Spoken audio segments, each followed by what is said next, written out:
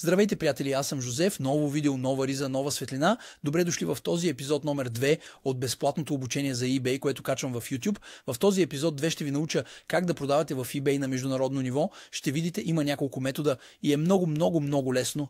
Така че преди видеото да започне, сложете един голям лайк, абонирайте се за канала и не забравяйте, ако това видео достигне 500 лайка, ще дам 50 евро на 3 души в коментарите. Трябва само да харесате, коментирате и да се абонирате и останете до края. Много е важно да останете до края, за да получите пълния метод.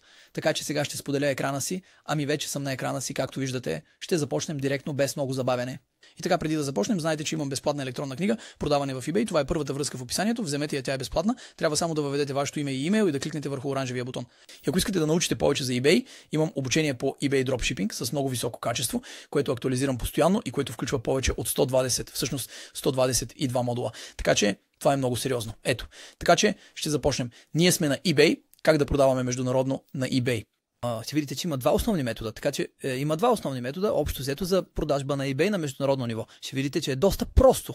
Така че, всъщност, хубавото на eBay е, че имате възможността да достигнете до целия свят с вашите продукти. Така че, с един единствен магазин в eBay, безплатно, можете да направите вашите предмети видими в целия свят. Това е огромно и е възможността, която ви дава eBay. Затова поставям eBay на преден план вече 4 години, откакто съм в YouTube, защото това е голяма възможност и обикновено трябва да се изразходват стотици хиляди евро или десетки хиляди евро за реклами, за да достигнете до хора по целия свят. eBay ви позволява да направите това безплатно. Значи, ще ви покажа точно как може да се направи. Първото нещо ще бъде с вече съществуващия ви акаунт. Много е просто, ще видите, нали. Аз съм на моя eBay акаунт, тук тестовия ми акаунт, който вече познавате, нали, Artlet Wall, този, който използвам за YouTube. Ще пуснем продукт за продажба, така че ще кликнем на продаване.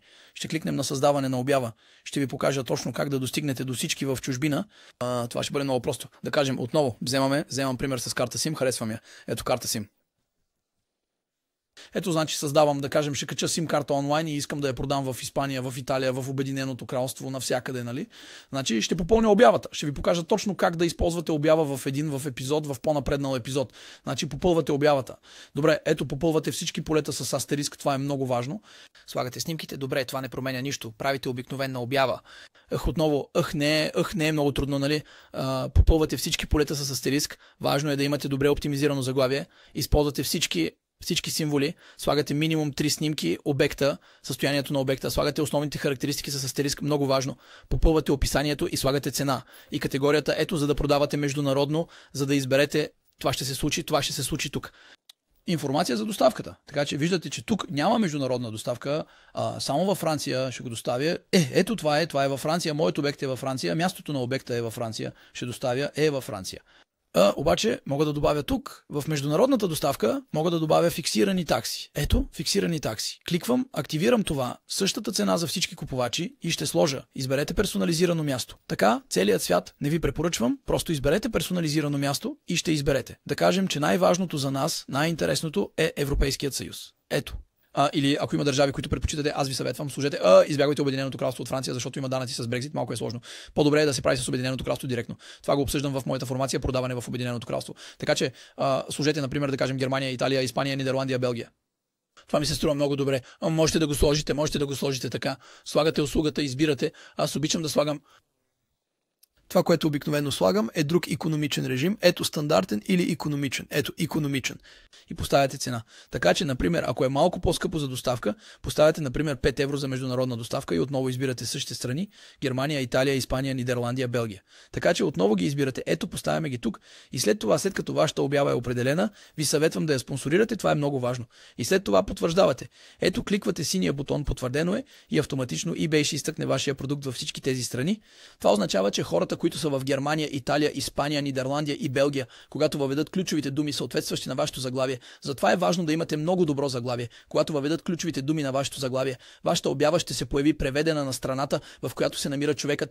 Например, ако човекът е на eBay ES Испания, той ще въведе SIM карта или карта SIM или нещо такова. Това ще бъде преведено автоматично и вашата обява ще се появи. И така, едно нещо, което трябва да знаете е видимостта. Разбира се, за французин, който иска да продава в Испания с френски акаунт и място и френско място, ще бъдете по-малко видими от испанците там. Така че испанец, който продава сим-карта в Испания, ще има повече видимост от вас с вашата сим-карта във Франция, например. Ето това е нещо, което трябва да знаете. Значи, това е метода 1.1. Първият и най-прост метод за продажба в международен план. След това има метод 1.2. И така, какво е метод 1.2? Това означава, че отивате директно, например, на eBay, отивате директно, да кажем, хайде ще вземем eBay Коюке. И просто ето, аз съм на eBay Коюке, видяхте, всичко е на английски, сега съм на eBay Коюке. Ето, потвърдих, обновявам, за да видите. И аз вече съм свързан, защото вече съм направил манипулацията няколко пъти. Можете автоматично да се свържете с eBay Коюке с вашите френски идентификационни данни. Така че, общо взето, ако имате акаунт в eBay, това е международен акаунт. Това е страхотно. Това означава, че можете много добре да отидете на eBay UK, да се свържете с същото потребителско име и същата парола. И отивате както обикновено на продажби, моите продажби. Ако не говорите английски, имате Google преводач. Разширението за Chrome, Google превод, то е безплатно. Използвайте го. И ето имате таблото за управление, то е малко същото. Прилича на това, което познаваме. Свикнали сте да го виждате, нали, добре го познавате. Воля, и той ви показва малко само същото нещо, промоционалните оферти, за които ви говорих в епизод 1, всичко е там, същото е, сигурно разпознавате таблото и можете автоматично да създадете обява и да я лиснете в Обединеното кралство. Воля, значи можете да създадете вашата обява и с вашия френски акаунт ще продавате в eBay UK. Воля, това е метод 1.2. Можете лесно със същия акаунт да лиснете в eBay UK, няма да има проблем. Обаче едно нещо, което трябва да знаете, ще бъде проблемът с вътрешно-общностното ДДС. Когато имате френски акаунт или чуждестранен акаунт, който искате да лиснете в чужда страна, ако посочите мястото на доставка в страната, към която се насочвате, например, ако посоча Манчестър или Лондон, ще ми поискат номер на вътрешно-общностно ДДС. Обаче, ако оставя мястото на произход във Франция, няма да ми поискат нищо. Ето, разбрахте добре. Така че, ако имате френски акаунт и поставите обект за продажба в Обединеното кралство с място на произход Обединеното кралство, ще ви поискат номер на ДДС. От друга страна, ако оставите настройката както е с Франция, място на произход Франция, няма да ви поискат нищо. Ето, много важно, приятели, да запомните това. Направете си бележки, защото е много, много важно.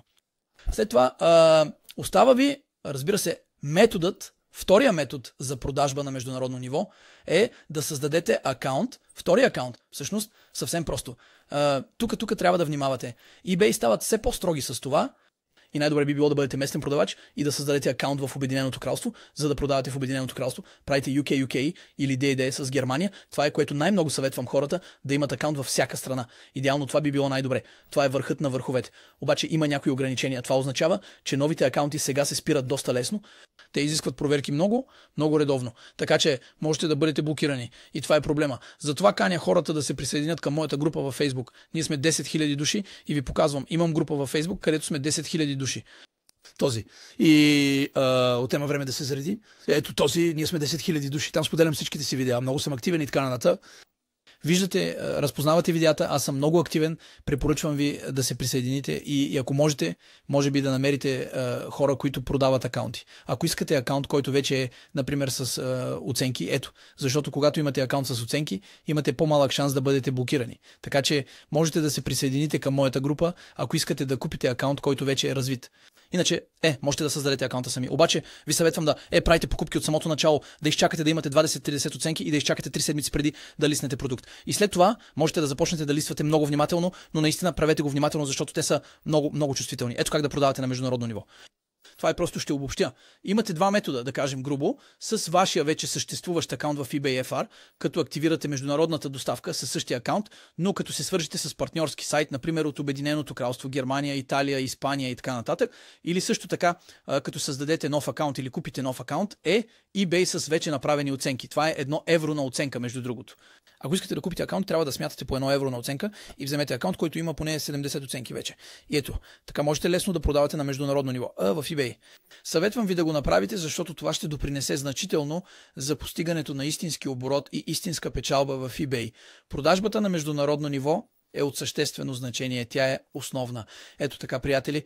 Надявам се, че ви хареса този обучителен епизод 2 на eBay.